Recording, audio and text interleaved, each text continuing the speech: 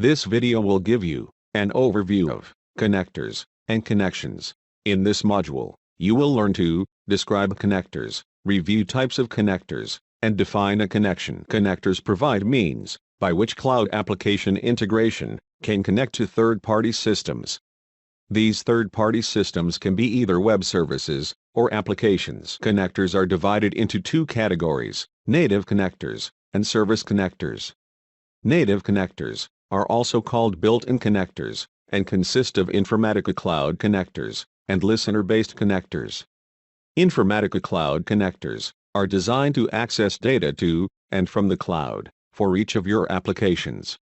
For example, connectors for JDBC, NetSuite, Workday, SAP, OData, and Salesforce are Informatica Cloud connectors.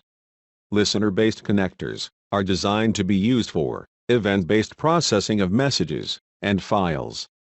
They are classified further as file-based connectors and message-based connectors.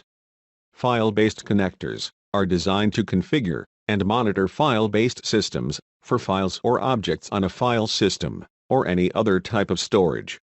You can retrieve files and process the contents of the files, or perform file operations like move or read file metadata. For example, File FTP and Amazon S3 connectors are file-based connectors.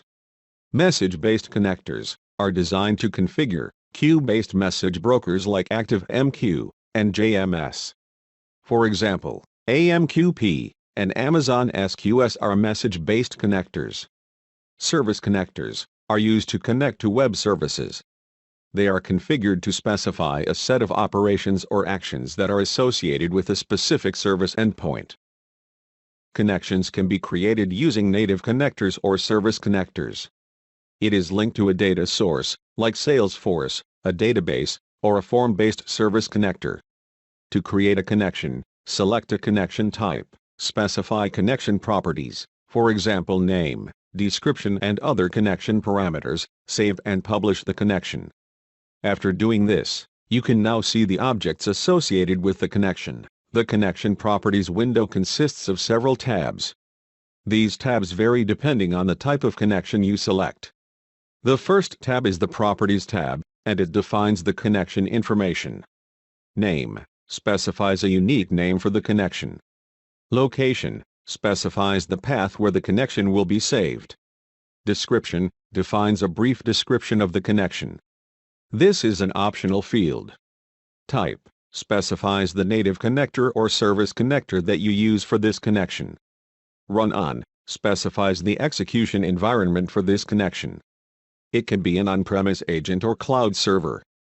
The connection test displays the result of the connection test. OData enabled identifies if this connection can be accessed as per OData specifications. In other words, data as a service. Once the connection is published, this tab will show the metadata of the third-party system this connection connects to. What you see there is specific to the third-party system. In this video, you learned about connectors and connections. Please follow the subsequent videos to learn more about how to create service connectors and connections.